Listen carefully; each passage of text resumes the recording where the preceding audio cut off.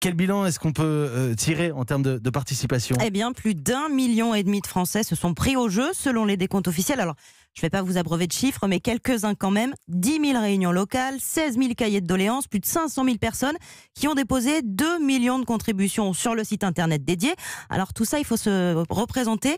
Ça donne 630 000 pages de données qu'il a fallu analyser grâce à l'intelligence artificielle. Ce n'est pas uniquement des humains qui se sont penchés sur cette masse colossale de données.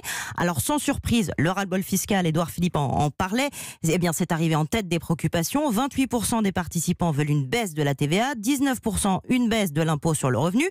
Beaucoup de contributions aussi sur l'écologie, avec un sentiment d'urgence très partagé face au dérèglement climatique. Mais pour y répondre, pas question d'entendre parler de nouvelles taxes. Sur le volet démocratique, la défiance à l'égard des élus est très forte. On l'a vraiment ressenti tout au long de ce débat.